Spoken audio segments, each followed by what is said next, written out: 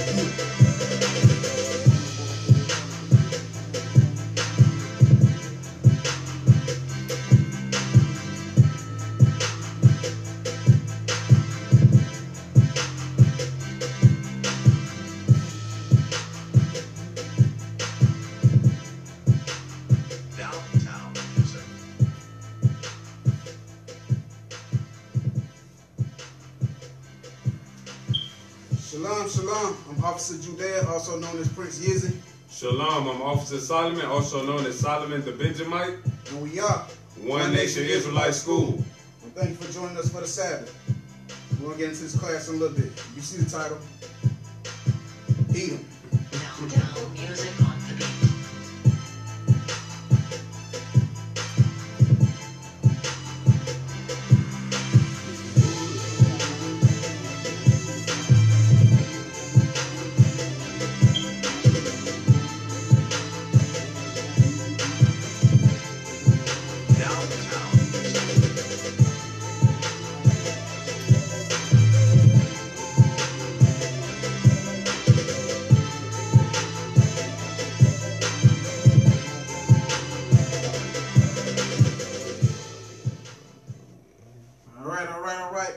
Shalom, shalom, and happy Sabbath.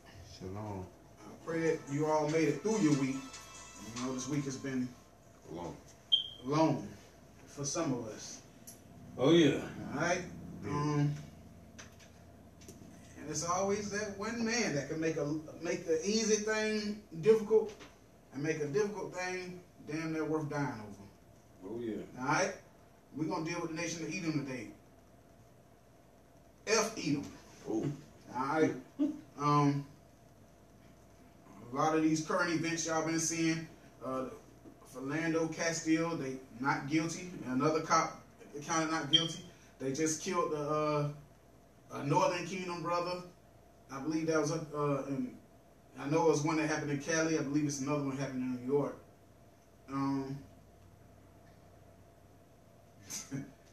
It never stops. The multitude of videos scrolling through the Facebook. Kids getting handcuffed and threw in the backseat of cars for playing with their toy gun. Not to mention, you know, the brother Tamir Rice, the 12-year-old that they shot dead for playing with his toy gun. Just millions and millions and millions of unjust things happening. And then you always got the ones that make it worse, the Coon brothers, who defend these things. Oh, yeah. Y'all worse than Esau himself. All right. So, we're going to get into this topic today. We're going to get into this topic. But before we go any further, let's send up prayers and thank the Most High. I want you to read this before I say the prayers. The Sirach. In Sirach 36. In Sirach 36, from verse 1 to 17. Alright? So let's face the east. Women, cover your heads. Men, uncover your heads. Let me see.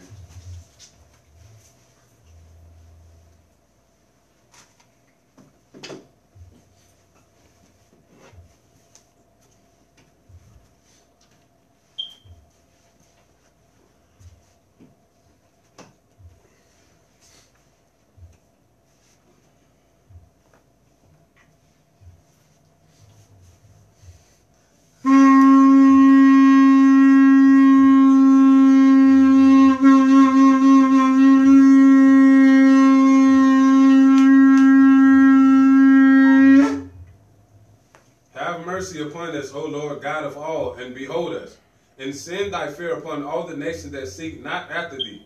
Lift up thy hands against the strange nations, and let them see thy power, as thou wast sanctified in us before them.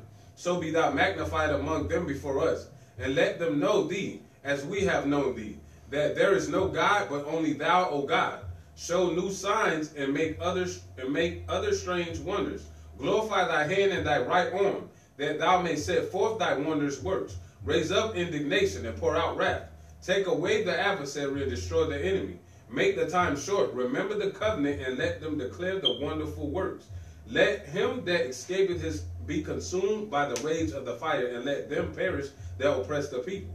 Smite and sunder the heads of the rulers of the heathen, that say there is none other but we. Gather all the tribes of Jacob together, and inherit thou them as from the beginning.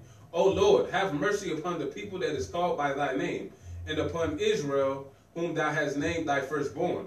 O be merciful unto Jerusalem by thy holy city, the place of thy rest. Fill Zion with thy unspeakable oracles, and thy people with thy glory.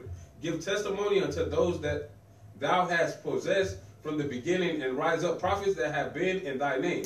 Reward them that wait for thee, and let thy prophets be found faithful. O Lord, hear the praise of thy servants, according to the blessings of Aaron over the people, that all they which dwell upon the earth may know that thou art the Lord, the eternal God. Father God, thank you for another day, another night. Thank you for waking us up this morning. We come to you in prayer. We thank you for choosing the nation of Israel and only the nation of Israel. We pray that you hear our supplications. Give us the strength. Gird up our minds. Set scourges on our thoughts, that we may bring down all evil things and things that are drawn up against you. Gird us up the commandments, that we may scourge ourselves and keep our minds according to thy will, that we may walk the righteous walk. Father God, kill the adversary. Destroy the enemy. Father God, deliver us from the hands of them that hate us. Father God, we pray that that wicked man Esau be brought to his death, that all nations that seek and hate the nation of Israel be brought to death. But Father God, let us gird ourselves up. Give us the due time to get ourselves together. But Father God, give us the strength to endure this captivity, that we may not fall weak to any temptations or wicked devices. Father God, gird us up. Let us wear thy laws, statutes, and commandments. And let us be the men that you ordained us to be. Let the women be the women that you ordained them to be. Let the children fall into subjection, that we may rise up and be the mighty and great nation that thou hast chosen us to be, and bringing glory and honor to thy name and your son Christ's name. We praise and we thank you. Amen. Amen. And finally, my brethren, be strong in the Lord and the power of his word. His might. What? His might. What? His might. What? His might. His word. His might.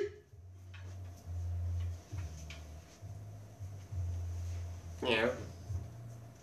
All right, let's get into it. All right. No further ado. Fuck Edom.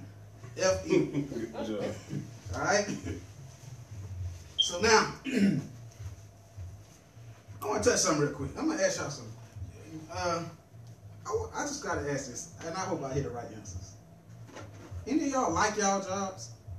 Hell no. You know what I did last night? Right. Nobody. We don't like our jobs, right? Never did. So now, watch this. Watch this. Watch this. That's a good answer. That's the answer I was hoping to hear. Because as long as we going into slave to other nations, none of us should be happy with our jobs. Right. We try to make the best out of it, but I hate my job. That ain't right. I thank the Most High for setting me up under a wicked Edomite that at least I'm able to keep the Sabbath. Right. But I hate working for this devil. I know it could be worse. I could have no job. You got that right. But I hate this devil.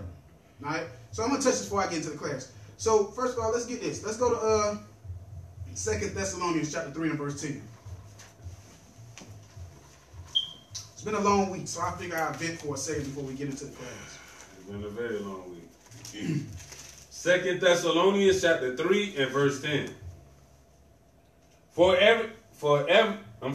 even when we were with you, this we commanded you, that if any would not work, neither should he eat. So if the scriptures tell us that's right. Any man, if a man don't work, he should not eat. That's right. The scriptures tell us that. So yes, us men, we know that we must work.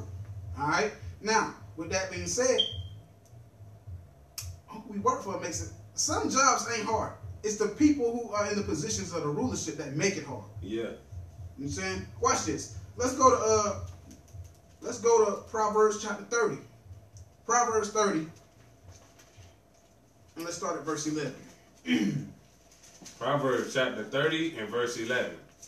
Proverbs chapter 30 and verse 11. So the jobs may not be hard, but the idiots we work for, the idiots that we are under, they make it hard. Right? They can't help it. Why? It's because of this right here. It's them. Come on. You said Proverbs 30 and 11? Yeah. Proverbs chapter 30 and verse 11. There's a generation that curses their father and does not bless their mother. So there's a generation that curses their father and does not honor their mother. That goes into Esau, because Esau is a very rebellious nation from youth. Right. They are very rebellious from their youth. You will see the so-called white man cussing his mama, cursing his dad. They're very rebellious from their youth. Watch this. Read on.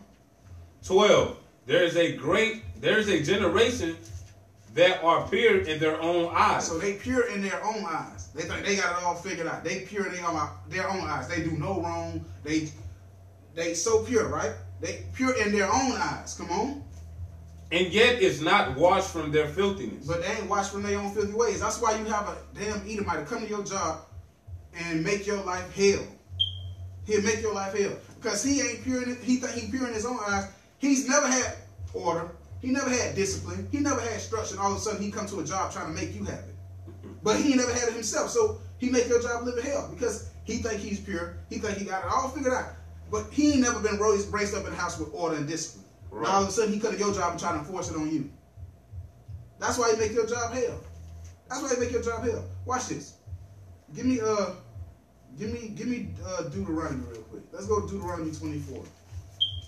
Deuteronomy 24 and verse 14. So the Edomite, your wicked boss, Mr. White Man, come and make your job a living hell. He make your life hard. He make everything stressful. Things that ain't even a job, like I said, most jobs are not hard. It's the people who you work up under who make your job difficult. Right. Deuteronomy chapter 24 and verse 14. Now, think about this. They bearing, putting all this pressure on you. You got to deliver at this time. You got to make this happen. You better do this. You better do that, right? But they ain't even applying this. Watch this.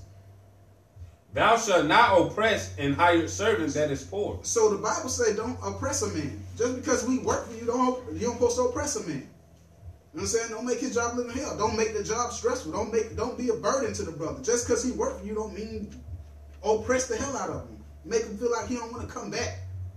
Right. Treat him like he garbage, because if he don't do what you say, I can fire him.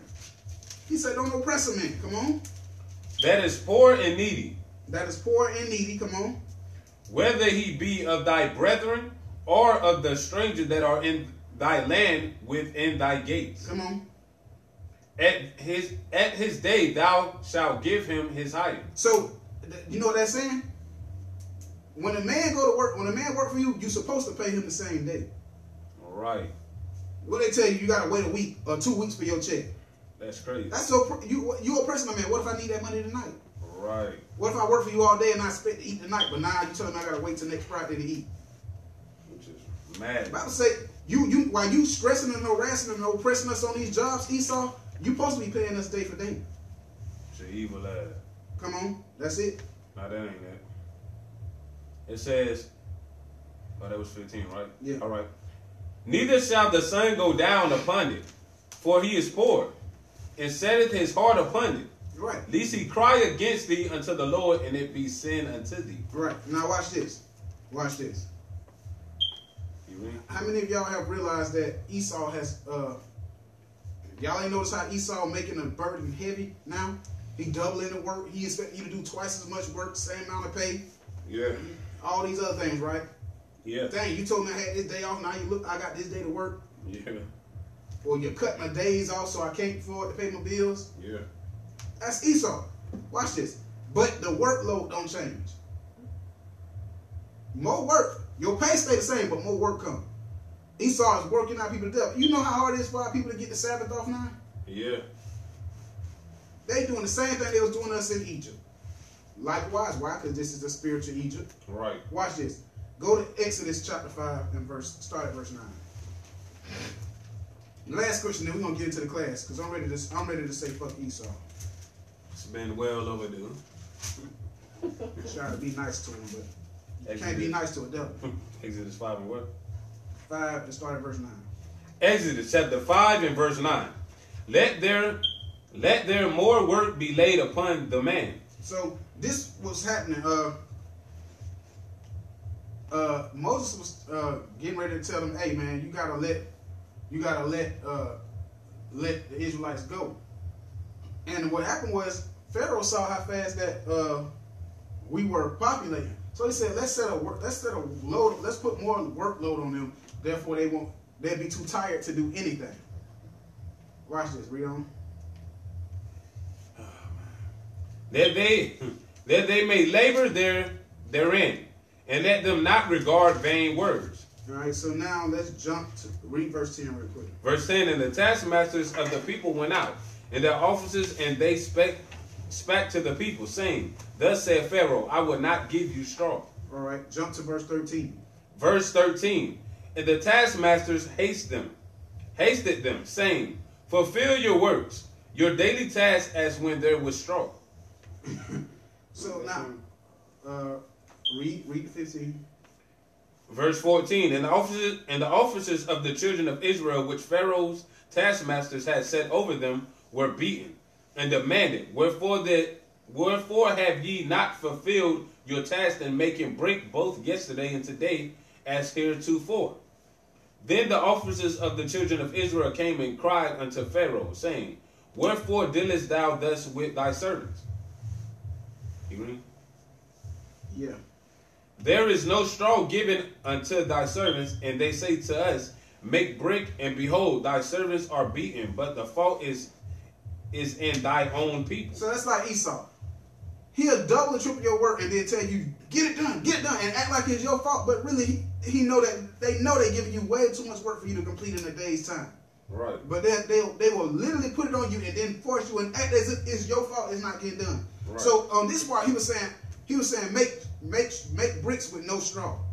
Make bricks with no straw. And it's like we don't have no straw. How we gonna make bricks and then you beat us and act like it's our fault? Right. Then it's really your fault. The same way Esau do. He give you all this work and not the things needed or the time necessary to actually complete the job, and still tell you better find a way to get it done or you fired. Right. Read on. Verse 17, but he said, Ye are idle, ye are idle. Therefore ye say, Let us go and do sacrifice to the Lord. Right. So what happened was just what I was saying. They was putting work on them that they knew was impossible to complete, and then acting as if it was their fault for not getting it done. Same thing Esau doing the job.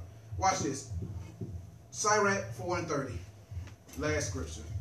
I know we use this scripture is also used to you husbands about being overbearing in your house, right? But we can similitude it to in the job places. Sirach chapter 4 and verse 30. Be not as a lion in thy house, nor frantic among thy people. Among thy servants. Right. So on the job, you are servant basically. You in servitude. You're working for somebody. You're working for hire. You're working for pay. That's the same thing as being a servant. The Bible tells us tells us not to be frantic among the servants. Esau don't know how to deal with like that. Esau don't know how to deal like that. He oppresses everybody. And I ain't gonna say everybody. He oppresses us blacks, Hispanics, and Native American Indians of Negroid descent. Right. He oppresses us.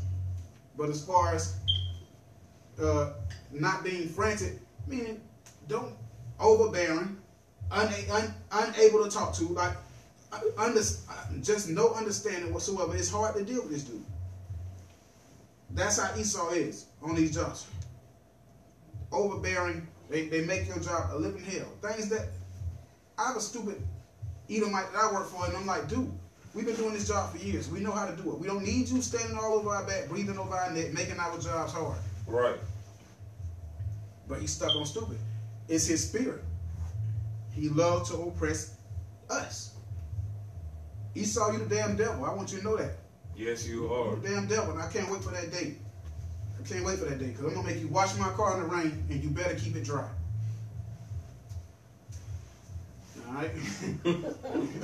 All right? So now, that's over. Let's get to the class. F. Edom. Let's get to the class. All right?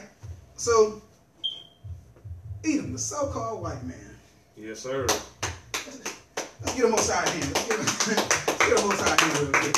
You know what I'm saying? To hell with Edom. Alright, now watch this. You got people who, let's get the scripture because you know this is a Coon brother favorite scripture. Oh, yeah. One of them. The other one is in Galatians. We'll touch that another day. Coon brother favorite scripture. Deuteronomy chapter 23 verse 7. Oh, Lord. Deuteronomy chapter 23 and verse 7. Deuteronomy chapter 23 and verse 7. Thou shalt not abhor an Edomite, for he is thy brother. Thou shalt not abhor an Egyptian, because thou was a stranger in his land. That's it. That was it. All right, so it says, thou shalt not abhor an Edomite. Now, that's the Coon brother's favorite script, one of his favorite scriptures. When you're dealing with Coon brothers, 9 times out of 10, you're going to hear this scripture. Now, anybody knows what the word abhor means? To judge. No. Judge. It means hate. So, it says, thou shalt not hate an Edomite. Now, if you're the nation of Israel, we've been teaching all these things about Esau, the so-called white man. And then you hear a scripture like this, you say, hold on. This just told us we can't hate them. Right. The Coon brother loved that scripture because that's what he tried to use to justify you shouldn't hate a so-called white man. Stockholm Syndrome. All right, so now, Stockholm Syndrome means to be in love with your oppressor. Now, so, understand this. This law, thou shalt not hate an Edomite, it's temporary. It was temporary. All right? Now, we're going to go through the scriptures real quick. I want to go through the scriptures, and then we're going to come back to the scripture. So, first thing we're going to do, you got to understand, Esau, it says, thou shalt not hate an Edomite. True? That's what it says, right? Right. So now let's go ahead and decode this thing. F Edom. F Esau. Came over. Alright? So now let's start off like this. Let's go to Sirach 12 and 10. Sirach chapter 12 and verse 10. Sirach chapter 12 and verse 10. For y'all who at the jobs who can't say it, I'm going to say it for you. F Edom. Your ass going into captivity. The hell with the white man. He goddamn devil. Pure devil. Watch this. Let's read it. Sirach 12 and 10. Sirach chapter 12 and verse 10. Never trust thy enemy. The Bible said what? Never trust thy enemy. Now hold on. Never trust thine enemy. That's what the Bible says. Never trust thine enemy. Well, who the hell is our enemy then? We know that all nations that are not the nation of Israel are our enemies. But it's one specific I want to show you about today. Let's go to Deuteronomy 28:6. Let's just take a sniper real quick. Let's just snipe shot it. 28:68. Yes. Deuteronomy chapter 28 and verse 68. Clear cut. And the Lord shall bring thee into Egypt again with ships. Okay. Now we're in the spiritual Egypt. Back then, that was the land Egypt. But Egypt is nothing but a Greek word for the word bondage. Bondage means slavery. Right. So the Lord said, thou shalt bring thee into slavery again with ships. Now, what land did we come to on ships? Right here to America. As a fact, I'm going to put it to you this way. What land did we come into slavery with ships? The land we in Oh. right now. Right now. America. America, right? And then you got the so-called Latinos, Puerto Ricans, all them. They got took out to different islands. You got the island of Hispaniola. You got Puerto Rico. You got Cuba. Dominica, that's Hispaniola. I know it's cleared up for you. Oh. Yeah. So right. So you got all our people. We were transported by ships. We went into slavery by ships. That happened to no other people but the nation of Israel. Now, here's the point. Who was the people who was taking us on the ships and taking us to these places? The so-called white man, right? Right. All right. So now, let's read that from the top again. As a fact, somebody might not believe that's the spiritual Egypt that we talking about. So give me Revelations real quick. Revelations chapter, I want to say 11 and 8. Revelations 11 and 8. Revelations chapter 11 and verse 8. And their dead bodies shall lie in the streets of... I got kind of hyped up. Read it again. And their dead bodies shall lie in the street of the great city. What? Now, the great city is called America. This is supposedly the greatest kingdom of them all. So it says our dead bodies would lie in the streets of that great city. Well, is not our people getting shot down and laid in the middle of the streets? Yeah. Are our people not spiritually dead people wandering the streets? So that's what that's talking about. Okay, come on. Which spiritually is called... Which is what? Which spiritually it's called Sodom. Why is it called Sodom? Because America legalized what? Gay rights. Gays. Gay rights, gay marriages. Come on. In Egypt. And spiritually called Egypt. Why? Because in Egypt we were what? Slaves. And here in America we were what? Slaves. Slaves. All right. That's it. Where also our Lord was crucified. Bingo. All right, now, and our Lord was crucified by how? False images. Right. All right, so now let's go back to Deuteronomy 28:68. What we're doing is showing, I'm taking a direct shot to show who our enemy is, the enemy that I'm talking about today. Deuteronomy chapter 28, verse 68. And the Lord shall bring thee into Egypt again with ships, by the way whereof I... So the Lord shall bring thee into slavery again with ships. In the Bible, when we went to Egypt, we didn't have to take ships there. We walked into Egypt. So if we got to get ships to go to this Egypt, it was obviously talking about another place. Right. So it says, we shall go into slavery again with ships. Come on. By the way whereof I spake unto thee. Come on. Thou shalt see it no more again. See it no more again, meaning our true land, our real motherland, Jerusalem, according to Galatians 4:26. Come on. And there ye shall be sold unto your enemies. Oh, there we should be what? There ye shall be sold unto your enemies. When we got our slave ships, what nationality of people were we sold to? The so-called white man, Caucasian. The so-called white man. So it said we would be sold to who again? To our enemies. So who is your enemy then? So-called who? white man. I need you to give me a name that people understand. Oh, white. White man. The so-called white man. So our enemy will be the so-called white man. I didn't say it. The Bible said it. Stop hating. And if you can't see that by now, by all the things that's going on with your people, if you're an Israelite, what the hell have you been? You lost. Blind. Right. Some of y'all, if you're a woman and you don't realize the so-called white man is your enemy by now, shave your head. Shave your head. Ooh. Put on some pants and go join what's that? Women's March. That feminist The feminist movement. with that straight Because you're gonna die right here with them. And if you're a man and you from the nation of Israel and you haven't noticed that the white man is your enemy, after everything he's done to your people, shave your nuts off. Oh! Get you a purse and put on a dress and go join the feminist movement. Because you're gonna die right here with them. They teach they don't need men. Right? So watch this. Go back to what we at 68.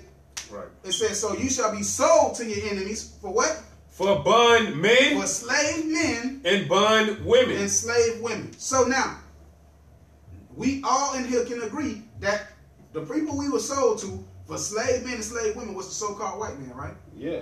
You Hispanics, you were sold to the so-called conquistadors. Yep. Just white Spanish people. Yep. You Latinos were sold to the conquistadors too, also, but they spoke a different language. They called it Latin. Right.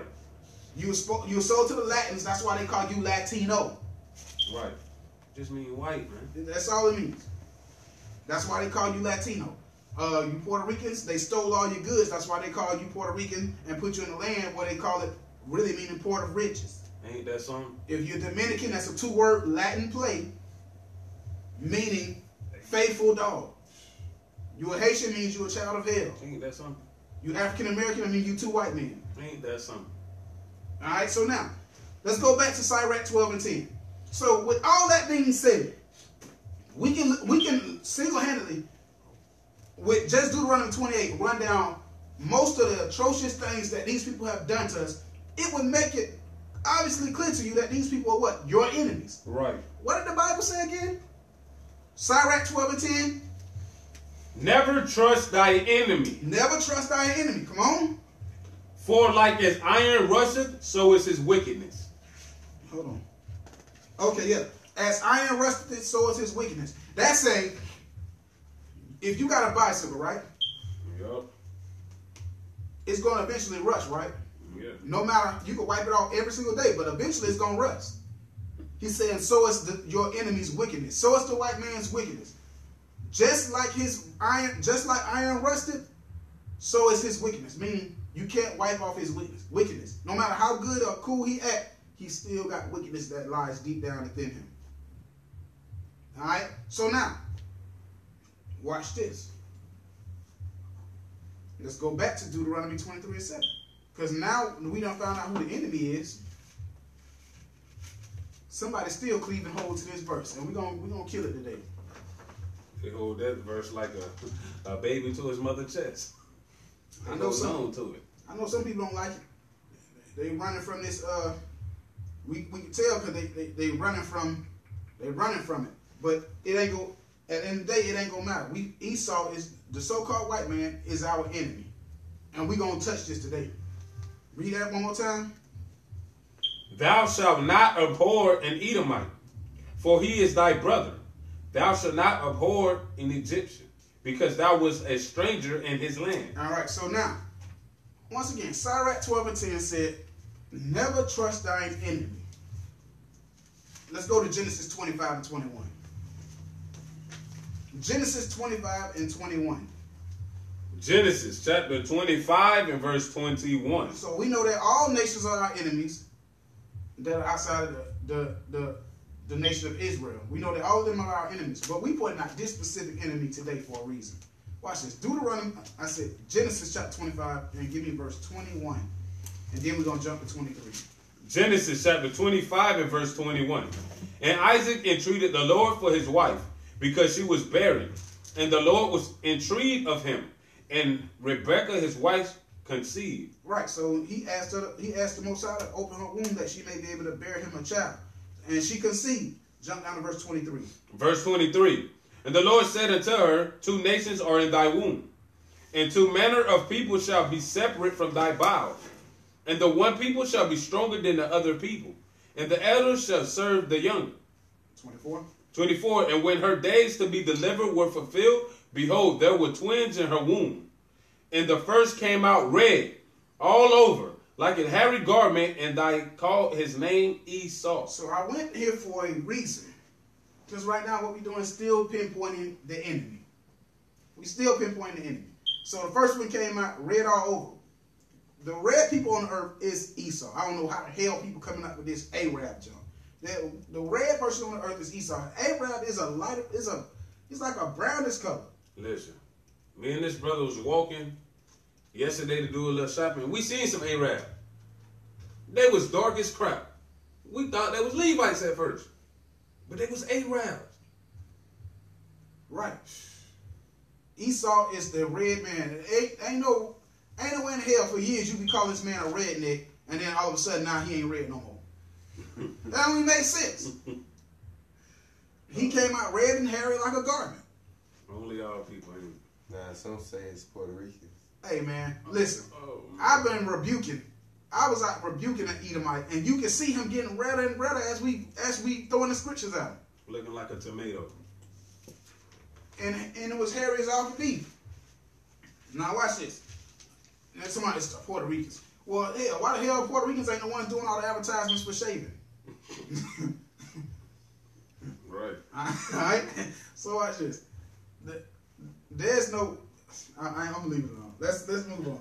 Give me verse 26 so we can finish. Verse 26.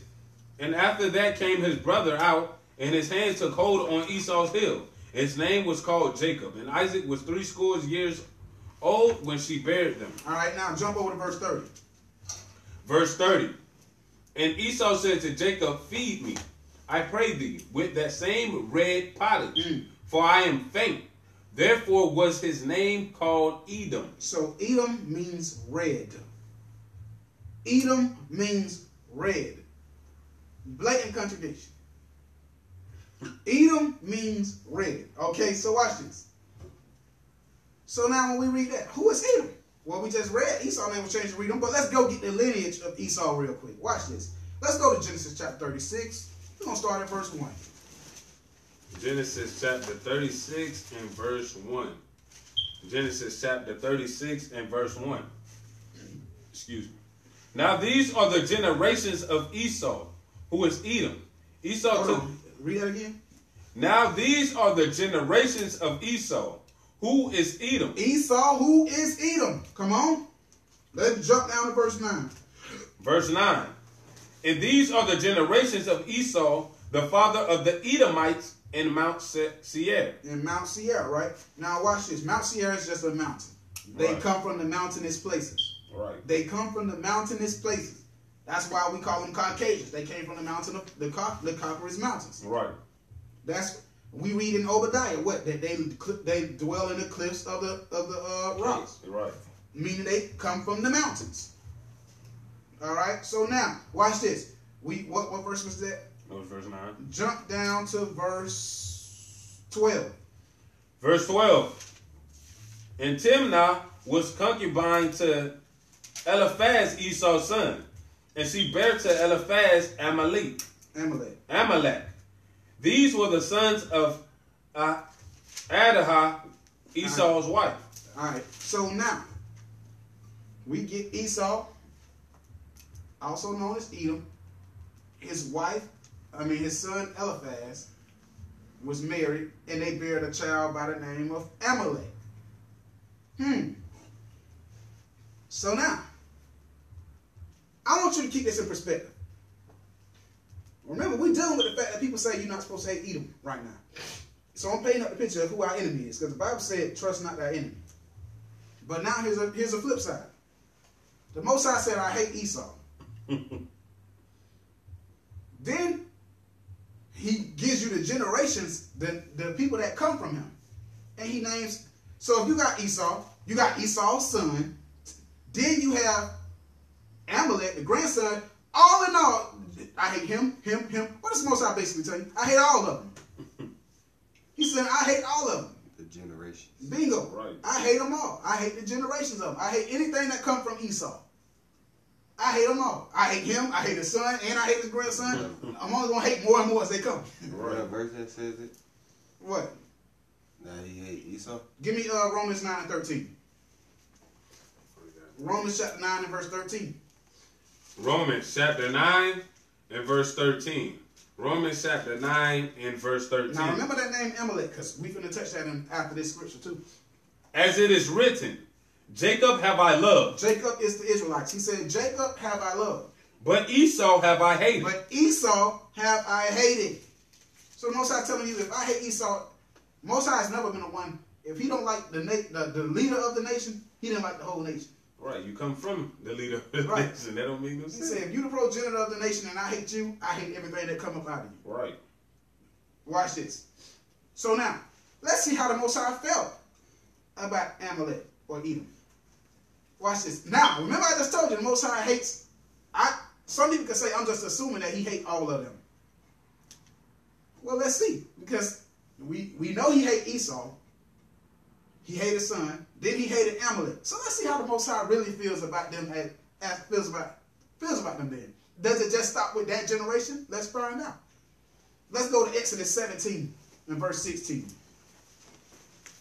Exodus 17 and 16.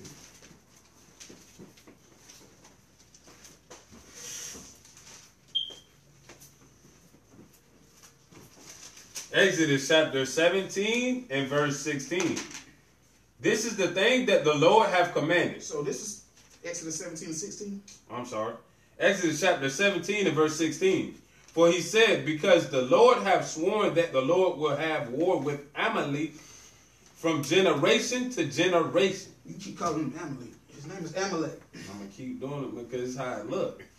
Amalek from generation to generation. So the Lord said, the Lord swore that he will have war with Amalek from generation to generation. So as long as they are generating, the Most High got war with them. He said, I will have war with them from generation to generation. So now let's go back to Sirach 12 and 10 again. Sirach chapter 12 and verse 10. Never trust thy enemy, for like as iron rusteth, so is his wickedness. So he said, never trust thy enemy. Make sure, that's a commandment, in other words. Never trust the so-called white man. Never trust him. He said, and the Most High, he make sure you don't trust him, nor forget what God commanded. God said, never, don't trust the enemy and never forget. In other words, I'm gonna tell you, I'm gonna show you why I say that. It's a commandment. It's a commandment. Watch this. Never trust thy enemy. That's a commandment. Watch this. Deuteronomy 25, real quick. Deuteronomy 25 and 17. I'm just basing it up. Y'all know I'm gonna set it up. Deuteronomy chapter 25 and verse 17. Deuteronomy chapter 25 and verse 17. Remember what... Read that slow.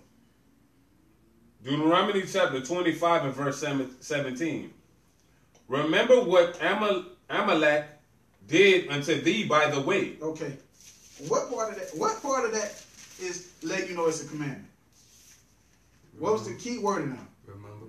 Say what? Remember. Hold on. He said remember. Now read it through for me now. Remember what Amalek did unto thee by the way, when ye were come forth out of Egypt. Read on. So he's telling you, remember what they did to y'all. Remember what they did to y'all. Coming up out of Egypt. Read.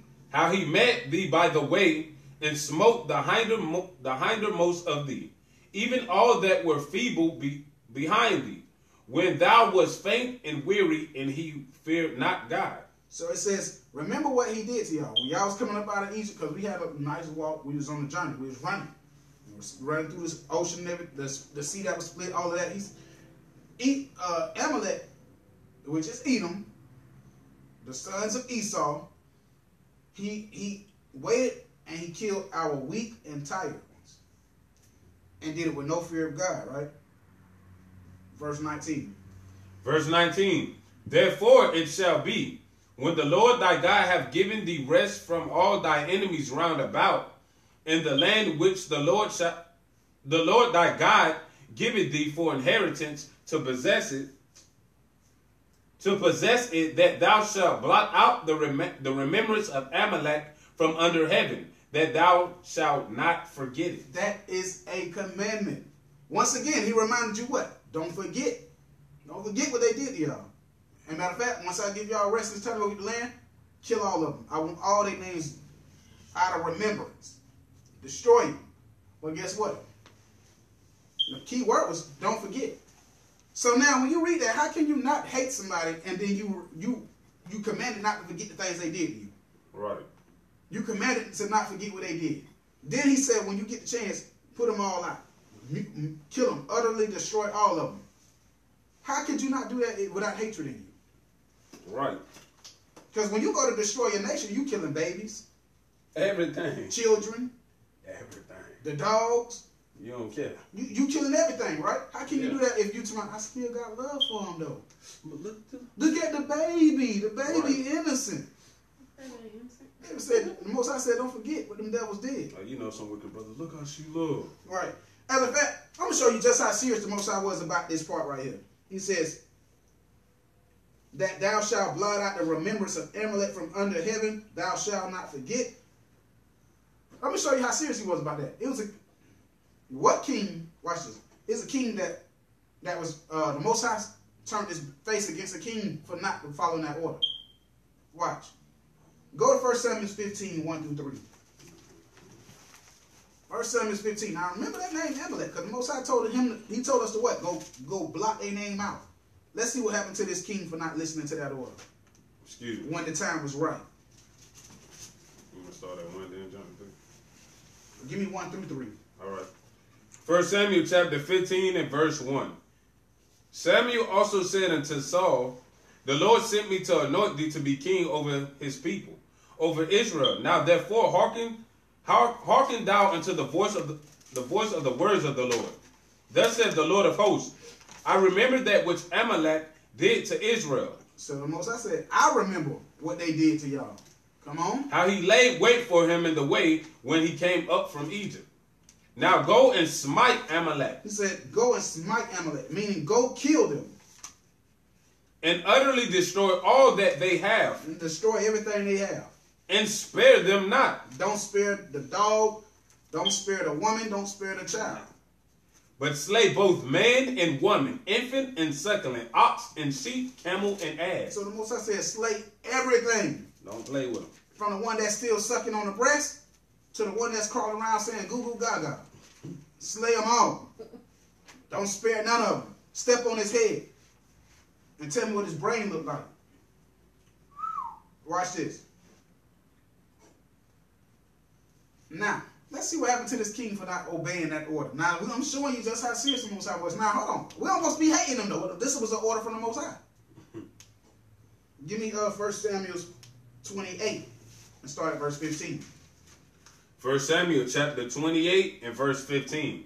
1 Samuel chapter 28 and verse 15. And Samuel said to Saul, why hast thou disquitted me? So what happened was the Most High wasn't dealing with Saul no more.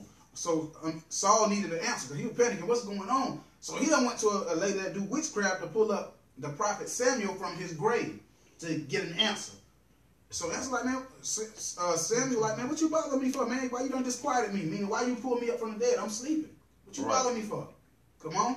To bring me up. And Saul answered, I am sore distressed. For the Philistines make war against me, and God is departed from me and answered me no more, neither by prophets nor by dreams. Therefore I have called thee, that thou mayest make known unto me what I shall do. Then Samuel said, wherefore then dost thou ask of me, seeing the Lord is departed from thee and has become thy enemy? So the Lord is his enemy. He said, no, but you bother me. The Lord is your enemy. The Lord consider you to be an enemy now. Why? Read on. All right. What made it go from the Most High anointing him to be king to now the Most High is his enemy? The Most High considered him an enemy. What happened? Let's find out. And the Lord hath done to him as he has spake by of me. For the Lord had rent the kingdom out of thy hand and given it to thy neighbor David.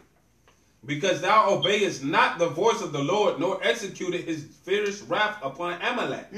He didn't do what the Most High told him to do to Amalek. Come on.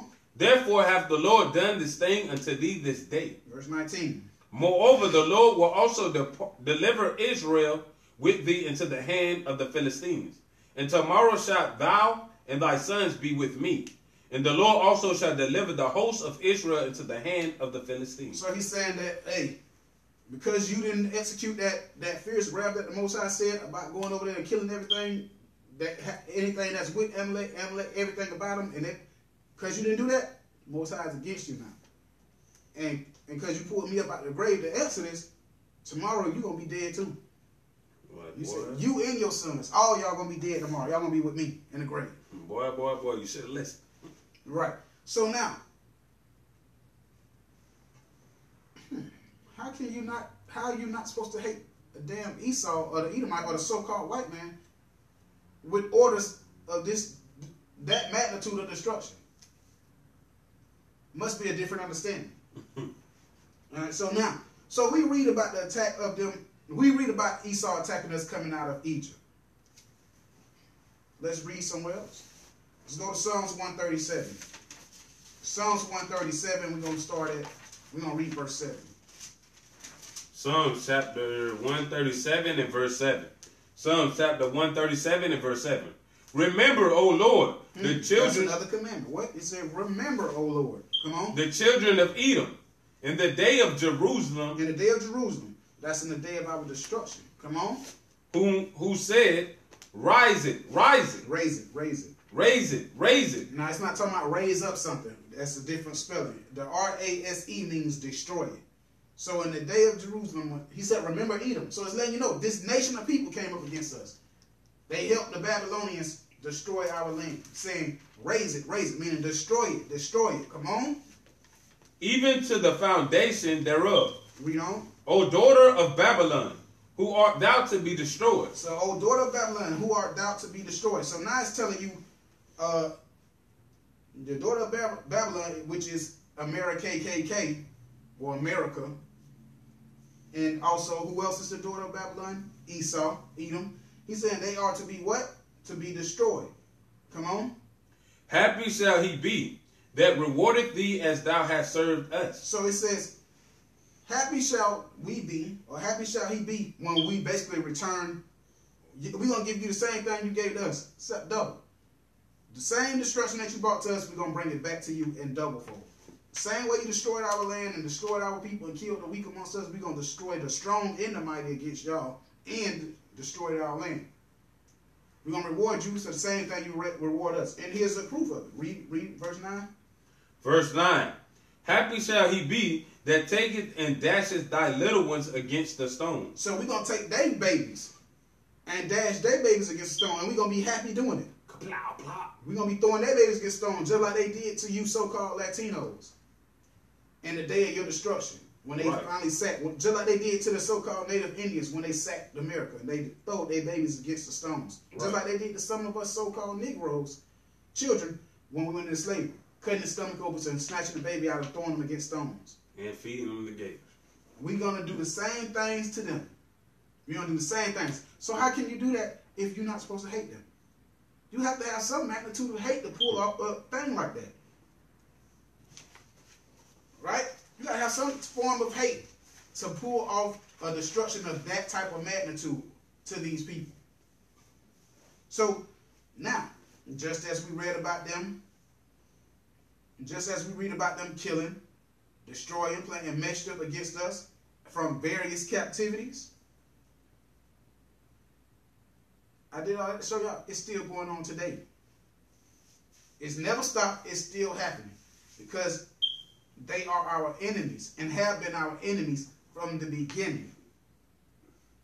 The so-called white man and the other nations have been our enemies from the beginning, but it's always been the head honcho, and that is the so-called white man. That's why you see how many. I don't know why Negroes are still marching. Now, I don't know why people still going on there expecting a guilty verdict. It's not going to happen. There's no justice in this land for the Israelites. There is no reparation. Your reparation is these laws and commandments, because that's what's going to get you a piece of the pie of your piece of revenge when the Most High come back. Right. When he sent his son Christ, you want your revenge? Keep the commandments, because that's the only way you're going to be able to partake in the beatdown and the slaughter and the destroying and get to see that great thing when Edom fall. Right. And if you love Edom and you don't want to see that day, go join hands with them, because the Most High said everybody who's joined with them shall be put to death. 2/3 got to die. Watch this. I said they have been our enemies from the beginning, right? Right. Let's see how, when I say the beginning, they've been our enemies, but they've been our enemies forever. How long? How far back in the beginning? Go back to Genesis 25 and give me verse 21 and 22. We're going to see just how far back have they been our enemies. Genesis 25, start at 21. Genesis chapter 25 and verse 21. And Isaac entreated the Lord for his wife, because she was barren, and the Lord was entreated of him. Come on. And Rebekah his wife conceived, and the children struggled together within her. There it is right there. They were struggling Already fighting. before they even made it to the earth. So what is this telling you? That even before the nation of Israel became the nation of Israel, and even before Edom became the nation of Edom, they were enemies. They were fighting in the womb. They were fighting in the womb. Said the babies were struggling within her. Anytime you got struggling going on, it's opposition. You can't have tug of war with one man. Somebody got to be on the other side of the. One person got to be on this side of the road, the other person got to be on this side, and they got to be trying to pull each other. And whoever stronger, they're going to win. So they were fighting in the womb. Before they hit the earth, that was our enemy. Before they hit the earth, that was our enemy. All right? So now, watch this. From the womb, Esau has always been our enemy. Or inside the womb, he's always been our enemy. Now, to this day, they continue to plant mischief against us. They have always been... Let's go to 2 Maccabees real quick. 2 Maccabees in the Apocrypha. 2 Maccabees in 7:31. Watch this. I want to show y'all this. I want to show y'all something. I want to show y'all something. Now, when we read the Maccabees, what captivity is this?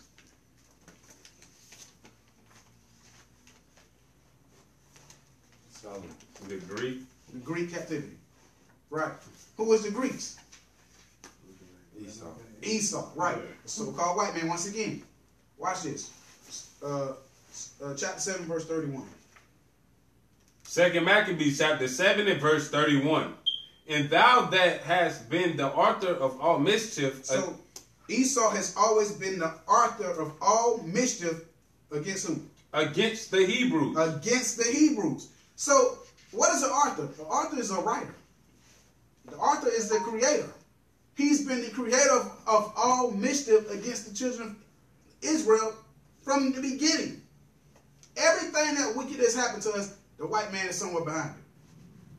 Any trap, any snare a black man can fall into, or Israelite can fall into, you so-called Hispanics, Latinos, African Americans, Haitians, Jamaicans, Cubans, so on and so forth. Anything that you have fallen into, any snare, anything bad, the white man has something to do with it. The Bible just said it. The Bible said that they have always been the author of mischief against the Hebrews. Now you wonder why now you wonder why now you know why our people fill up the prisons. Now you know why our people are put to death in early graves. Now you know why our people don't own anything. Now you know why our people can never get a just verdict. Because the man who was in control of everything has always been the author of the mischief against the Israelites. Anything wicked that goes amongst our people, this man is behind it, whether you like it or not. The white man is behind everything bad that happens in the black community. He's the author of mischief. He set it up that way. That's why, you ever notice this? They'll put a good school on the other side of town, right? Then they'll tell your kids they're not zoned to go to that good school. Right? So then you'll say, well, let me move over into that area. They'll say, oh, you don't make enough money to live here. Right. You say, okay, well, I'll get an apartment close to that side. So you make too much money to stay here. Right. So what is they doing? They putting you in a box. You can't stay here, you don't make enough. You can't stay here because you make too much. So now you basically settling for what's around. Do I really want to be over there? But they tell me I can't live there because I make too much money. That's just like right now. Every last one of us could be somewhere, hey, well, if I can't stay in a nice place, let me stay where I can save some money. I'm going to save some money to stay here. Oh, no, you make too much money to stay here. You know why they do that? Because you'll be able to save. I need to put you somewhere where you're going to live from check to check. I'm going to need you. You're going to have to work extra hours to get ahead or to float at a good, fluctuate at a nice level. You're not going to stay here where you can save your money. Well, they make make it mandatory for your parents to kick you out at a certain age. Right. So, read that again. 2 Maccabees chapter 7 and verse 31. And thou that hast been the author of all mischief against the Hebrews shalt not escape the hands of God. There shall not escape the hands of God. Because, first of all, the Most High is going to repay all those who trouble the nation of Israel. Right. It's already been scripted. It's been wrote. Go ahead and have fun. Wild out. Wild out. My people that keep the commandments, I'm going to cover them, but y'all go ahead. Wild out. Do what you do, because I'm going to give you double fold for what you did to my children. They have always been the author, the creator of mischief when it comes to our people. They always put mischief against us. How they do it? With their lies, their unjust law system, these unjust murders, not guilty verdicts, minimum wage jobs, or if it ain't minimum wage, it might as well be because it's barely enough to get by. Right. You steady trying to scrape to make ends meet. Jack up the price of food, but the pay rate don't go up. Your food prices go up. So now, making it through the week, some people, you pay your bills and then you got $70 to make it through the week. But to buy a meal to cook at night is going to cost about $22. That's 3 nights worth of eating. Right. Right? You know what I'm saying? If you at the red light making lifetime decisions, something is truly wrong with the thing. You at the light like, damn, should I buy me a hamburger or should I put this last $5 in the gas tank, man? Damn. That's how Esau. That's how Esau is doing these brothers. I seen it, man. I seen it. Hell, I done been there before. Right. I done been there, sitting at the light like, I think I can make it to work tomorrow. If I just go home and park the car, I should be able to make it back to work. I'm hungry as hell.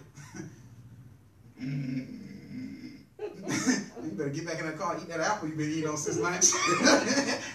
Right. So, I'm going to get back to the point. Okay. So, they've been author of mischief against us since the beginning of time. With their laws, their lies, their wicked justice system. Watch this. When I say they lies, I like that because Esau is full of lies. Everything they do is a lie. Right. I don't know one thing the white man been honest about yet. And if he was honest, he was partially. All he do is lie. Watch this. Let me show you something about that lie. Liar. Watch this. Go to St. John 8:44. St. John chapter 8 and verse 44. St. John chapter 8 and verse 44. Ye are of your father, the devil, and the lust of your father ye would do. He was a murderer from the beginning. So this is talking about Esau, the so-called white man, and our people who follow him. Because once again, if you're not doing what the Israelites are supposed to be doing, you're not a child of the Most High. You are a child of the devil. Yes, sir. But we know, just based off the context, it was breaking down the things that Esau did. Right. It said that you are of your fathers. Read that again. Ye are of your father, the devil, and the lust of your father ye will do. The lust of your father ye will do. He was a murderer from the beginning, He was a murderer from the beginning, and abide not in the truth. Because there is no truth in him. Excuse me. When he speaketh a lie, he speaketh of his own, for he is a liar, and the father of it. And the father of it. So he's the father of lies. Let me give you an example of this man being a straight up liar. Watch this. I'm going to show you something. Let me show you how this man is a liar. I'm going to show you. It's just in their nature. That's what they do. They can't help but lie. That's the reason why you can sit there and see them gun down an innocent man on camera. And he still get in front of the camera and tell you a lie. No, this didn't happen. I was afraid for my life and Get out of here. he attacked me. I just told him back up, and then he shot him up. Then you watch the video. His actions didn't say he was in fear of his life. He shot the man up recklessly. And they had a song about Mike Brown singing it all in the police headquarters that they killed him. Right. Esau will lie with no conviction. I'm going to show you how Esau lied from the beginning. I'm going to show you he was a liar from the beginning. Let's get to the lie from the beginning. Let's get to the lie from the beginning. Watch this. Go to Genesis 25 again. We're going to go to 31 through 33. Let me show you how he a liar from the beginning. And who did he lie against? None other than the Israelites. Jacob. Right. Watch this. Genesis chapter 25 and verse 31. And Jacob said, sell me this day thy birthright. So Jacob said what? Sell me this day thy birthright. Read on.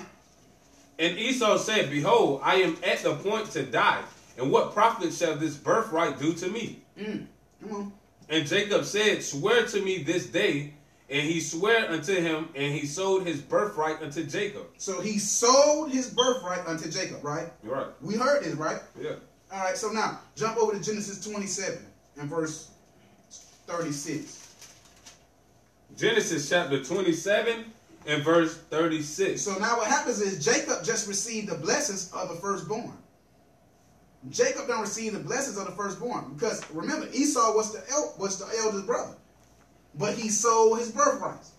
Did he or did he not? Did we just read that? Yeah, he read. He sold his birthrights. He did that. Now watch this. Read verse 30. So after he done found out Jacob done received the birthrights, this is Esau's response. Genesis chapter 27 verse 36. And he said, is not the rightly named Jacob? For he hath supplanted me these 2 times. He took away my birthright. He did what? He took away my birthright. So now he's saying the man stole his birthrights. Which he's a liar. We just read he sold his birthrights. And behold, now he hath taken away my blessing. Mm. And he said, hast thou not reserved a blessing for me? So Esau sold his birthrights, and then when he realized that he couldn't, he sold away his birthrights, and the blessings come with those birthrights. All of a sudden, he wanted it back. But instead of taking it for what it is, you sold your birthrights. He going there crying and saying the man stole it from him.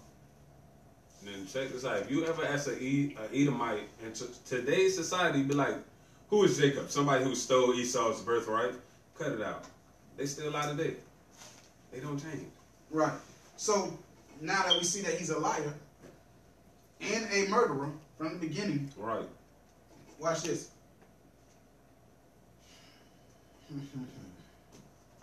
Sirach 9 and 13. Sirach chapter 9 and verse 13. Sirach chapter 9 and verse 13. Keep thee far from the man that hath power to kill. So the scriptures say, keep thee far from the man who hath power to kill. Give me a second. All right. Keep thee far from the man. Read that again one more time. Keep thee far from the man that hath power to kill. So it says, keep thee far from the man that hath power to kill. Who has the power to kill? Esau, the police.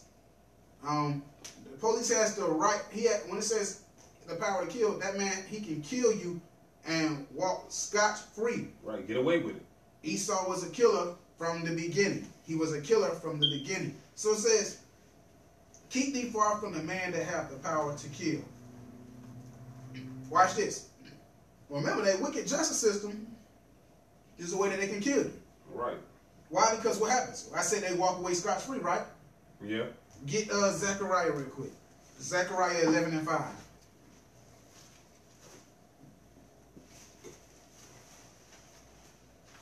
Zechariah chapter, you say 11? 11 and 5. Zechariah 11 and 5. Because I'm sitting back and I'm watching the news, right? And I'm sitting here and I'm watching this man, because you know they released the tape of the killing of Fernando Castillo, right? And the footage that they showed was more gruesome than the story you had already had. He literally walked up and just opened fire on this man. Didn't you see the slaying of Michael Brown? You see the slaying of Trayvon Martin. You get the insight on the Renika Boyd girl. Right. You see them slaughter, and you see them choke Eric Gardner out.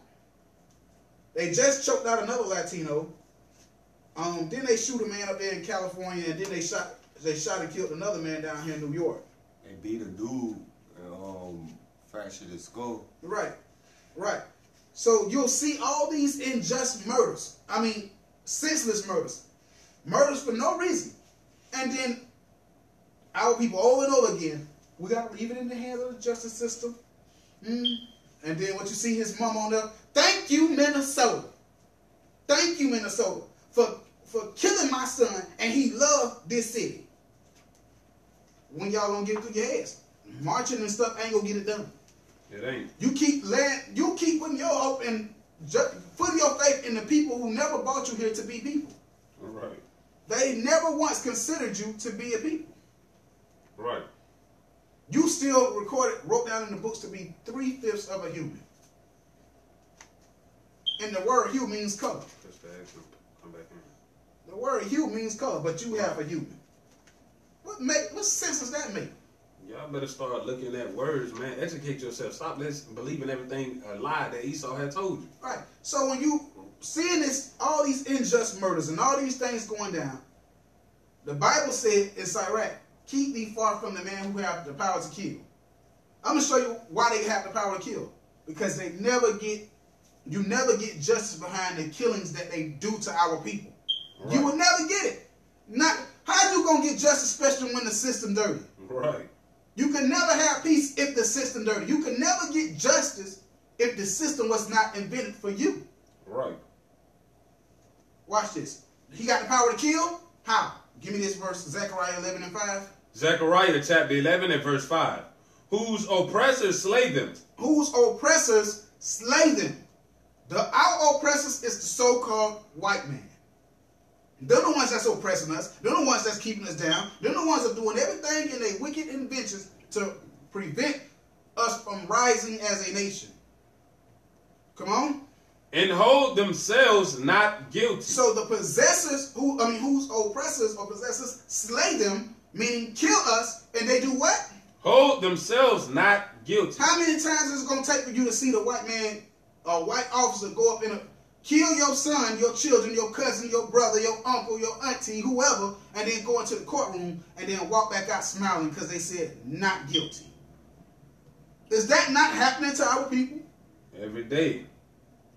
Read it one more time. I don't think the butter hit the biscuits. Whose possessors slay them and hold them not guilty. And they that sell them say, blessed be the Lord. For I am rich, and their own shepherds pity them not. Their own shepherds pity them not. That's your stupid behind Al Sharptons, Jesse Jacksons. Right. All them coons. Watch this. Go back to Sirach 9 and 13. Sirach chapter 9 and verse 13. Keep thee far from the man that hath power to kill. So keep far away from the so-called white man because he has the power to kill. Do your best to keep far away from the police because he has the power to kill. Come on. So shalt thou not doubt the fear of death. Don't doubt the fear of death. It says don't doubt the fear of death. It's telling you don't think he won't kill you. Don't get it twisted and think that because you are Israelite, he won't kill you. Because the Israelites are the ones getting killed. Right. It's purging season on the black. It's open season on the black man. It's open season on you Latinos. It's open season on the Israelites. He said, don't doubt the fear of death, because this man will kill you. Come on. All right. And if thou come unto him, and if you just so happen to run into this man, make no fault. Make no fault. Don't make no fault. Don't do nothing stupid. Don't make no fault. A lot of people, Fernando Castillo, he told the police that he had a gun on him, even though he had a license to carry it. A lot of people saying he should have never even said it. He should have never even told him, because whatever move he made, he claimed he thought he was reaching for his gun. You don't make no fault when you be on point. Keep your mind, stay calm, think, and be smart about the situation. You know what I'm saying? We in a land right now where, guess what? Until the Most High say it's time to get these mother lovers back, just do your best to comply. And it's hard, trust me. But y'all who got families, your wives are waiting for you to return home. For you who got children, your kids are waiting to see you come home. For those who have no family, your brothers in this truth, we waiting to see you next Sabbath. Do what it takes to get this man out your face. Make no fault. Come on. Lest he take away thy life presently. When he says he take your life presently, he'll take your life on the spot. Come on. Remember that thou goest in the midst of snares. When we say you go in the midst of snares, that means traps. What's their traps? Their wicked laws. They wicked loophole laws. Because down here in the state of Florida, every law is a loophole to it. Mm-hmm. I'm saying they got loophole law. Every law in Florida is a loophole law. Meaning, oh, it's a law, but it's some kind of loop behind it where, oh, well, he did this, so that's law void.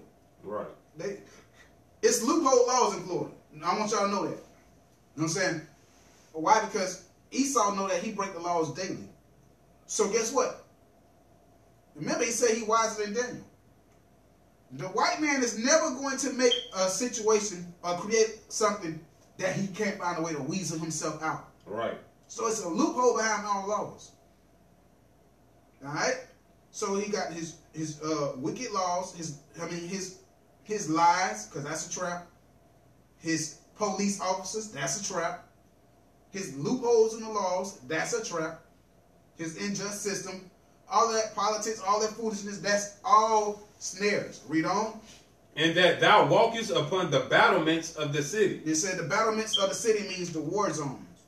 We living in a war zone or war situations. We're living in a war zone. It's open season on the black man. You ain't got to have no. How many brothers we done seen get gunned down? They ain't have no guns. Nothing. They ain't have no weapon on them. No drugs, no nothing. You seen them gun down a Israelite brother with his fringes on because he had a what was it? He had a knife. Yeah. And then I just seen a video where a white man swore and they begged him, please put it down. Please put it down. He charging at him and everything. They didn't shoot him. I seen another one grab the officer gun. Right. And he told him, please give me back my gun. Yeah.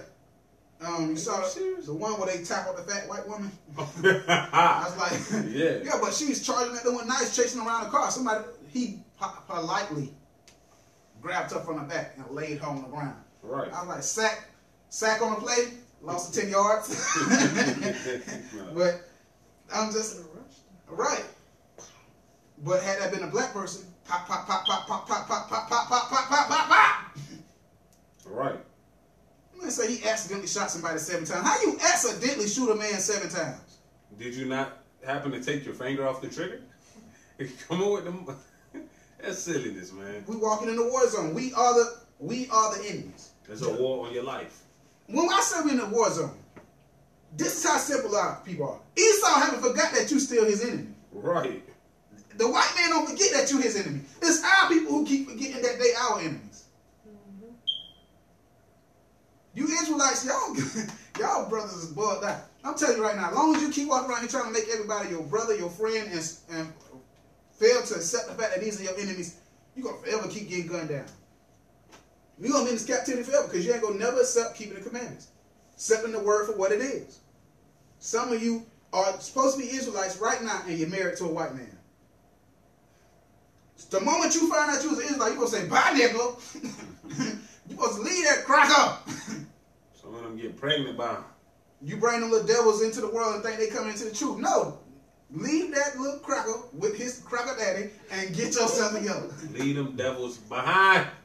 You gotta. It is what it is. I know somebody right now. They being mean today. Yep, because I don't like saltine flavored people. It is what it is. Right. Especially when they're in the elevator. Watch this. Okay, so that was the end of 13. Yeah. All right, so now watch this. Whew. Go to Ezekiel 35, verse 6. Ezekiel 35, verse 6. Ezekiel chapter 35 and verse 6. Ezekiel chapter 35 and verse 6. Therefore, as I live, saith the Lord God, I will prepare thee unto blood, and blood shall pursue thee, since thou hast not hated blood, even blood shall pursue thee. Right. So this was a verse that the Most High was speaking to Edom, the so-called white man, saying, y'all don't hate blood. As long as I live it, I'm preparing y'all to blood. Why? Because what do they do to us? They kill and slaughter us, right? Yeah. What nation of people haven't they killed and slaughtered? Good question. But who are the ones that they continue to envy, continue to slaughter, and to continue to... They love to see our bloodshed. None other than the nation of Israel. And I keep stressing you Latinos, Puerto Ricans. I keep stressing the Northern Kingdom because the Northern Kingdom seem to think that they excluded from the hatred. Y'all gotta be kidding me. No, they hate y'all just as much as they hate us. Telling you, I seen the video with the white woman was in that store. Told you, get your spick ass out of my country. Right. What Trump say? Get all the Mexicans, get them out of here. Get all of them. You want to build a wall? Let's build a wall and make them pay for it. Y'all think y'all better than that, man? Cut it out. You know what I'm saying? What I'm saying is, we have to remember this thing, man. You Latinos, y'all are hated just as much as us. That's why they starting to gun y'all down too. Maybe now you'll realize. You're gonna have to start realizing that you not them. You with us. Yeah, you in the nigger section. Come to the back of the bus too. All right, watch this. Watch this. So now, read 30s. Read that. What I had? 35 and 36 of Ezekiel. I want 30. I want verse 6. And I want verse 6. All right. Ezekiel 35 and 6. Yeah. Come on. Therefore, as I live, says the Lord God, will prepare thee unto blood, and thou shalt pursue thee, since thou hast not hated blood, even blood shall pursue thee. So, because you have not hated blood, blood shall pursue thee. Meaning, same way you slaughter and kill my people, expect it back. Because now, that same blood that you shed, I'm going to do you the same way. Just like you pursue blood, when it says pursue blood, when they pull you over, what's the first thing they do? Walk up to your car with their gun. When he pull a white man over, he walk, how you doing today, sir? When he come to you, his hand is already on that hip. Right. First, don't move. He pursue. When the white man comes to the scene of any crime dealing with blacks or Hispanics, his mindset is already killed. Even if they come to ask you a question, they got their hands on their gun. It's always, their mind always on kill. How you think a man could break down in the middle of the road and call for help and end up dead? That's crazy. He was reaching in his window. What damn, I didn't know he was a criminal. He was calling for the help. He called you for help. And then she lied so beautifully. This is the point. She lied and then the window was up. So how was he reaching in the window if the window up? That's madness, man. When they got to the scene, blood on the window. Damn. I call for roadside assistance and the assistance I get is a bullet in the head. They pursue blood. The Latino dude they killed up there in Cali. They was mad because he had paperwork on the dog that he had. He had a pit bull or whatever. He had paperwork, so they couldn't really mess with him. And they basically agitated the situation until they finally shot him up. They shot him up and killed him. Watch this. And I know in Cali, some of them brothers, they kind of reckless with them dogs. I ain't gonna be honest. Some of the Northern Kingdom brothers, they be reckless with dogs. But the point is, they had nothing on this dude. They had nothing for him.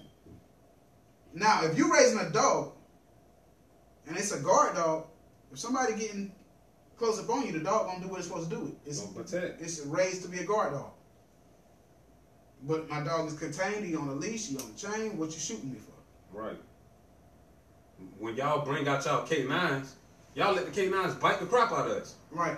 Come on with this dumbness, man. Let the K9s eat you all up. As a fact, watch this. Give me that. Go back to Deuteronomy 28 and 26 real quick, because that's in the scriptures. Deuteronomy 28 and 26. Deuteronomy chapter 28 and verse 26. And thy carcass shall be meat unto all fowls of the air. So your carcass, meaning your body, shall be meat to the fowls of the air. Come on. And unto the beasts of the earth, and no man shall fray them away. To the beasts of the earth. The beasts of the earth, that's also going into dogs. Right. They let their dogs bite up and chew on you like you lunch meat. Right. A lot of people, when we read these curses in Deuteronomy 28, we oftentimes stop with slavery. We think about it up into slavery time. We always forget about 46. Read verse 46. Verse 46. And they shall be upon thee for a sign and for a wonder, upon thy seed forever. Upon thy seed forever. So the same things was going on back then, it's still going on today. We often stop with the thought of slavery. But no, the Bible tells us it should be upon our seeds forever. It's still happening to this day. All right, so the Lord said, I shall pursue thee with blood. Why? Go back to Ezekiel 35 and give me verse 5. Ezekiel chapter 35 and verse 5. Because thou hast had a perpetual hatred and hast shedded the blood. Hold on. Because thou hast had a perpetual hatred. Perpetual hatred is an everlasting hatred. Right. And hast shed the blood of the children of Israel by the force of the sword in the time of their calamities, in the time that their iniquity had end. Right, so it said they had a perpetual hate. I'm going to show you how they had a perpetual hate. Let's go back to Genesis. Let's go back to Genesis real quick. Let's go to Genesis 27 and read verse 41 and 42. Genesis chapter 27 and verse 41. Esau hated Jacob because of the blessing wherewith his father blessed him. And Esau said in his heart, the days of mourning for my father are at hand. Then I will slay my brother Jacob. So, before their dad even died, Esau said he was going to do what to Jacob? He was going to kill him. The Edomites made a covenant in their head that they were going to slay the children of Israel. Jacob. Watch this. Read on.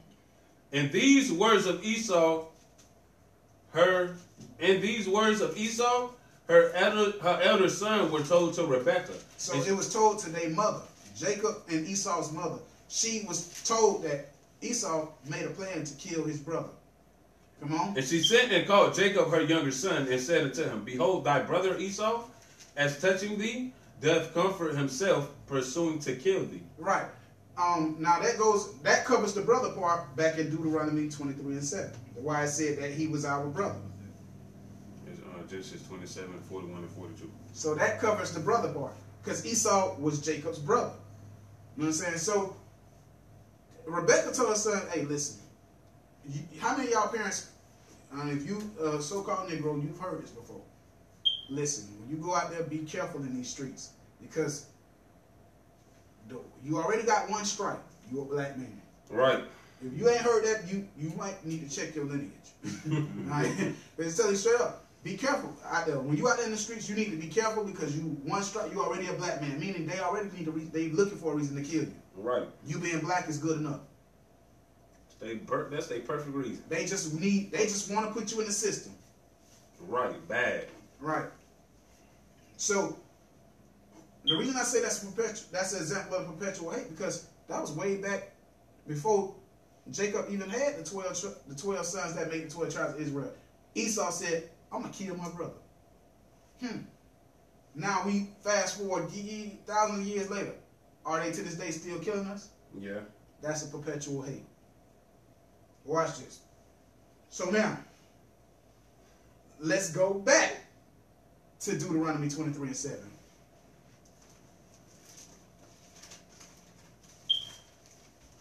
Y'all know my favorite saying. If you feel like the class is too long, check your spirits.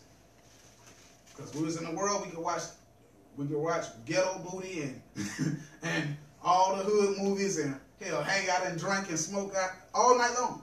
When it comes to the Most High Word, all of a sudden you need a time limit. Check your spirits. We gonna digest this. We almost finished though. We almost finished. Deuteronomy chapter 23. Give me verse 7 and 8.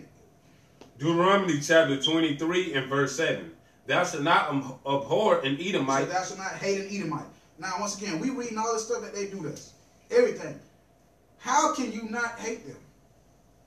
There must be a different understanding. How are we going to kill and destroy and bash their babies and everything else, but we can't hate them? Doesn't make sense. That would be a blatant contradiction in the Bible. So watch this. Come on. For he is thy brother. Give me verse 8. Verse 8. The children that are begotten of them shall enter into the congregation. Hold on, let me see. The children that are begotten of them shall enter into the congregation of the Lord in their third generation. Right. So now, let's deal with verse 8. Because this is where those coon brothers, they always stop at verse 7. Thou shalt not hate an Edomite. They never read verse 8 where it says, in the third generation, they shall enter into the congregation of the Lord, right? Now, let me explain what that's talking about. I'm going to give you two scriptures to show you why it was saying that in their third generations they should enter into the congregation. First scripture, Genesis 27 and 37. Genesis chapter 27 and verse 37. Genesis chapter 27 and verse 37. Now, I'm going to give y'all something that's a little common sense. He said in the third generation they would enter into the congregation of the Lord, right? So that means the first generation had to do what? They had to be what? Destroyed or died off, right? Right. Right. And then the second generation would probably enter in, but no. We're going to kill them off too. The third generation, you remember how the name Edom would be in no more remembrance? That'll be wiped out. Why? Because the first two generations are done, dead. Like when they took us into slavery, they killed all our wise men. They killed them all. That way, the only mistake that could come up next was ignorance. What was the point of them coming into the congregation of the Lord? Give me this verse. Genesis chapter 27 and verse 37. So now we back at the blessings again. Now we back at the blessings. This is a blessing. Remember, Jacob done got the blessings already. So this is what Isaac was telling Esau. Verse 37. And Isaac answered and said unto Esau, Behold, I have made him thy Lord. I've made him your what? Thy Lord. What does that mean? You gotta serve him. Bingo. He said, I'll get your brother already got the blessings. I have made him thy Lord. I mean, I made him your Lord. Come on. And all his brethren have I given to him for servants. And all his brethren, meaning you and all your children, are going to be his servants. Come on. And with corn and wine have I sustained him. And what shall I do now unto thee, my son? Now, so it says the reason they were coming to the congregation of the Lord is because they were going to be our servants. It was their job to serve us. Let's precept that again. Let's find out somewhere else where it says Genesis 25 and 23. Genesis chapter 25 and verse 23. And the Lord said unto her, Two nations are in thy womb, and two manners of people shall be separated from thy bowels. And the one people shall be stronger than the other people, and the elder shall serve the younger. And the elder shall serve the younger. Who was the elder? Read 20. Who? Esau. Bingo. Verse 25. And the first came out red all over like an hairy garment. They called his name Esau. So now, go back to Deuteronomy chapter 23 and verse 8. So now, when we read that, when we read what their purpose was, why were they coming into the congregation? To serve. To do what? To serve. To be servants, slaves. Now you read that where else? Isaiah 14, 1 and 2. Right.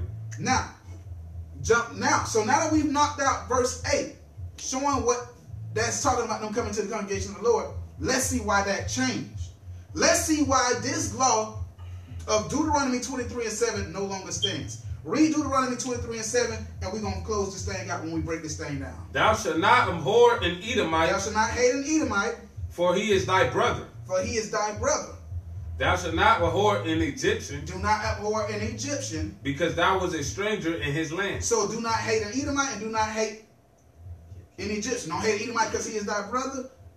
Don't hate an Egyptian because you was a stranger in his land, right? Those laws were temporary.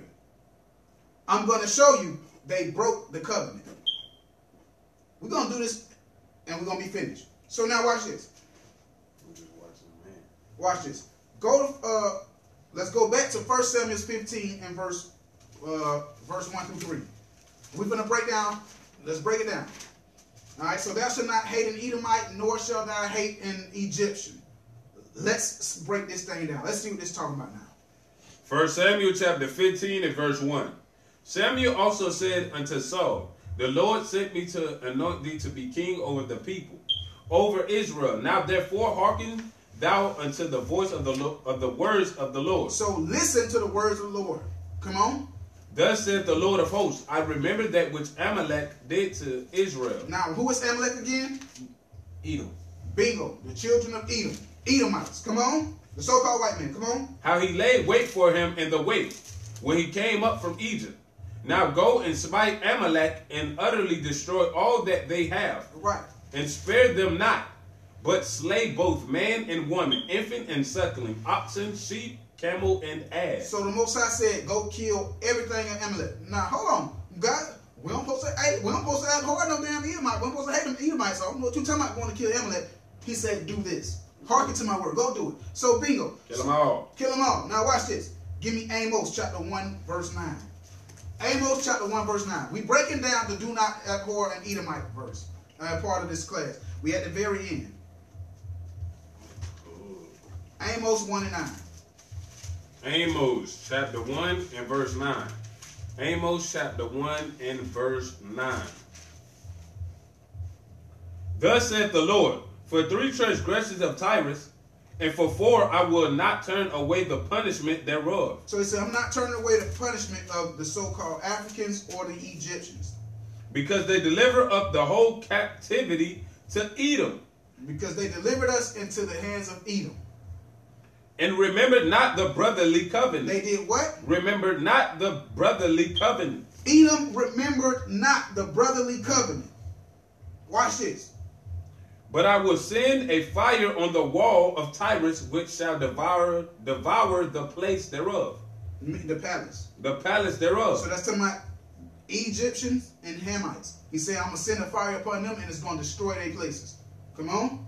Thus saith the Lord, for 3 transgressions of Edom, and for 4 I will not turn away the punishment thereof. All right, so when it says, just in case y'all don't know, when it says for three transgressions of Edom and 4, it's basically saying the Lord has had enough. I had enough. He said, you did this, you did this, and this, and on top of that, you did this. It's like I just can't count how much transgression. That's what it means when we say 3 and 4 transgressions. He said, damn, you did this, and this, and then on top of that, you did this. I can't take it no more. Right. Watch this. I haven't seen enough. Verse 11 again. Thus saith the Lord, for 3 transgressions of Edom, and for 4 I will not turn away the punishment thereof, because he did pursue his brother with the sword. So I'm not turning away punishment because he did what? Pursued his brother with the sword. He broke the brotherly covenant. Right then and there. He pursued us with the sword. Is he not still killing the Israelites with no pity, no remorse, recklessly today? Right. He's still doing it. Come on. And did cast off all pity. He showed no pity. Come on. And his anger did tear perpetually. His anger tear perpetually. Meaning his anger is tearing against us forever. Come on. And he kept his wrath forever.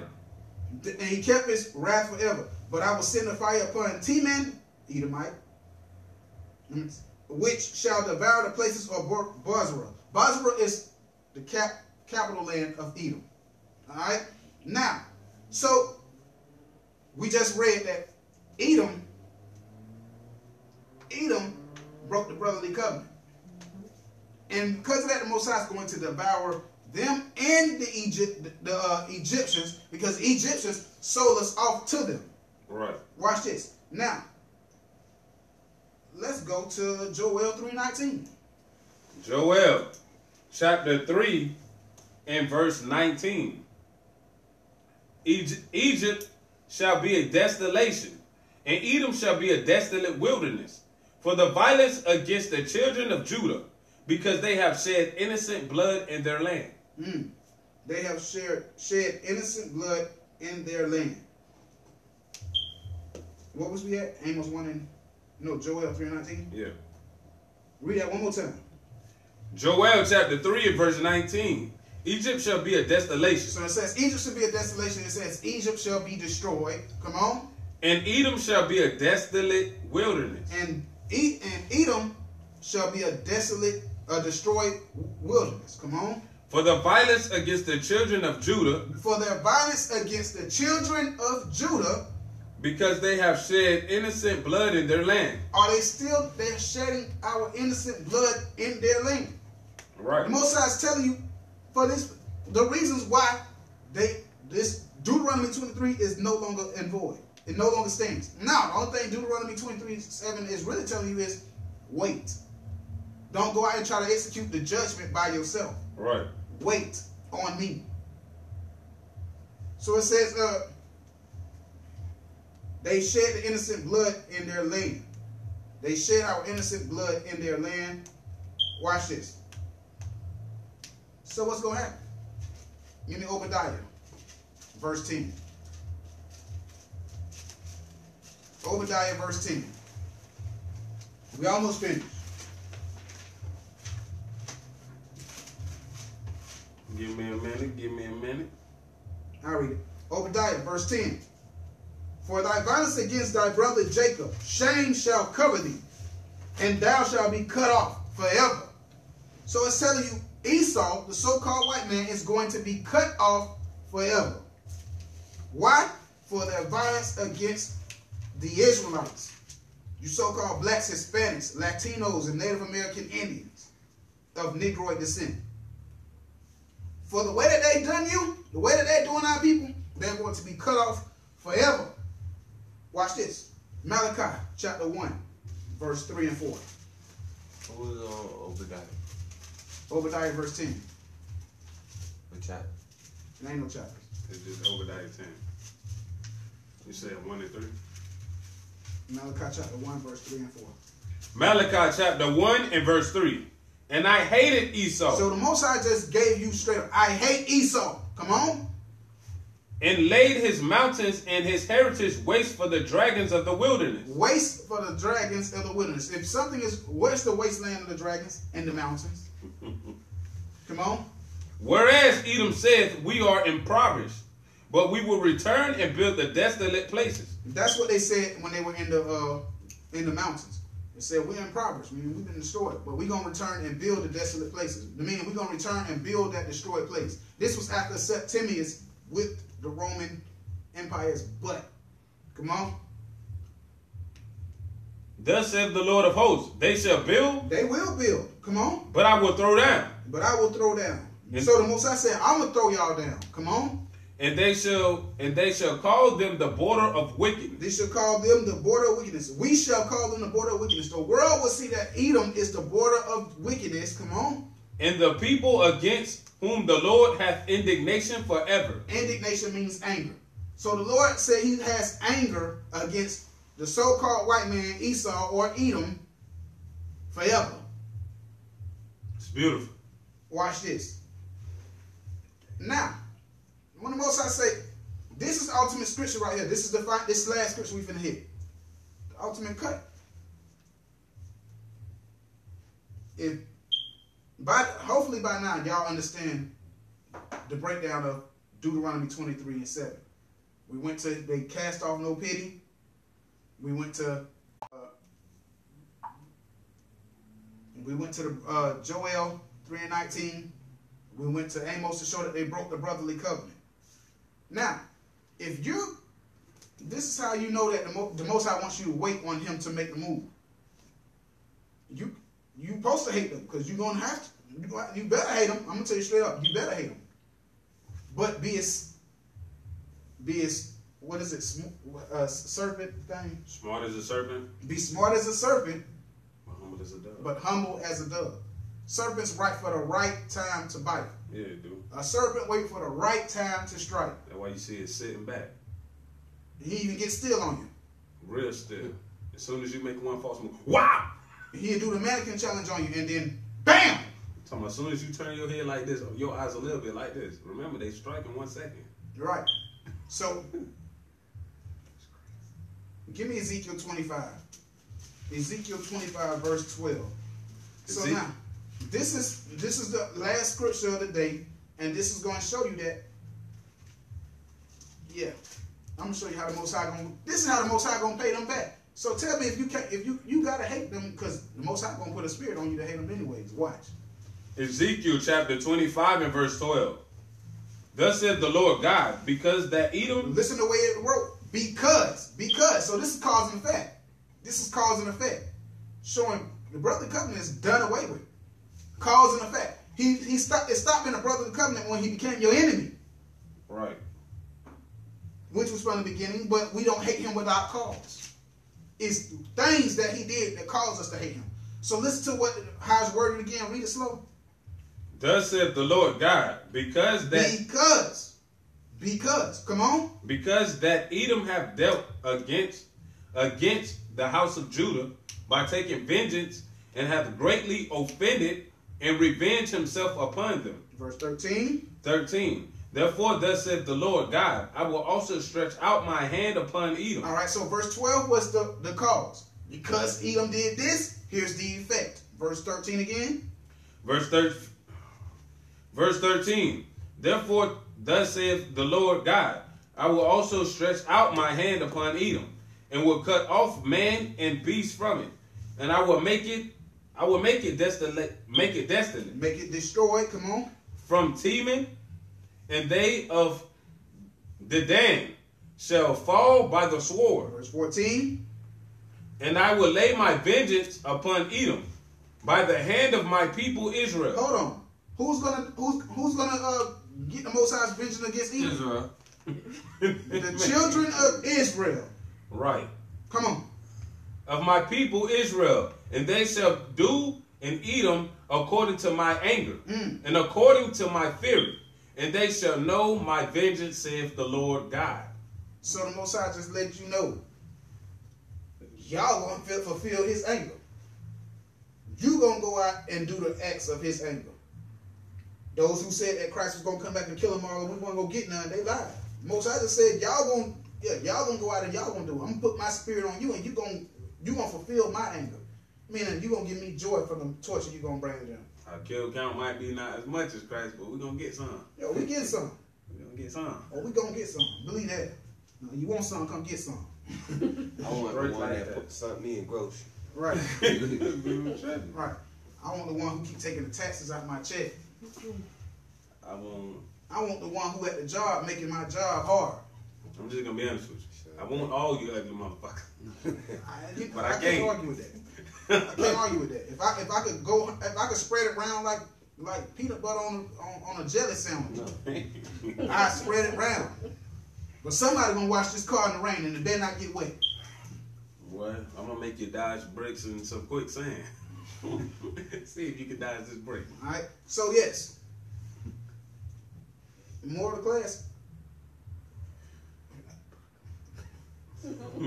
You know I want to see it. Fuck them.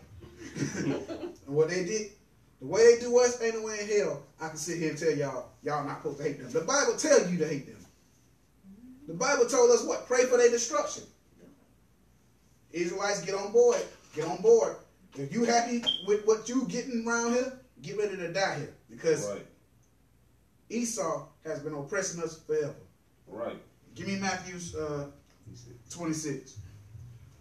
Matthew chapter 26 and verse 6. Matthew chapter 26 and verse 6. Now when Jesus was in Bethany in the house of Simon the leper, there came unto him a woman having an alabaster box of very precious ointment, and poured it on his head as he sat at meat. But when his disciples saw it, they had indignation, saying, to what purpose is this waste?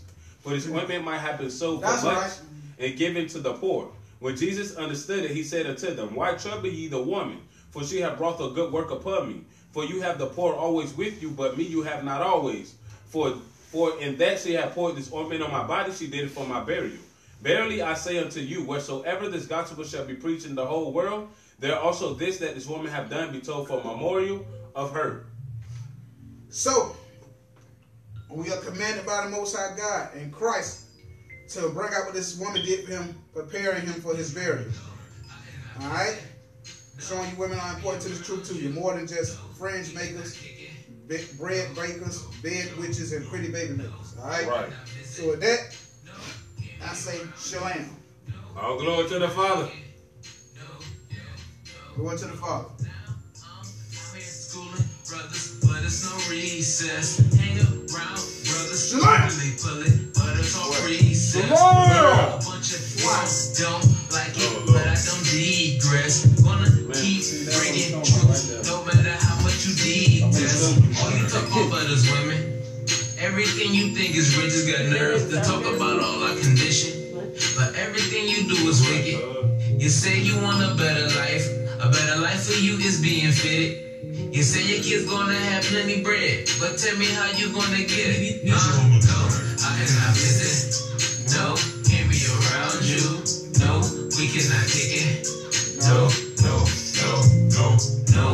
cannot visit. No, can't be around you. No, we cannot kick it. no, no.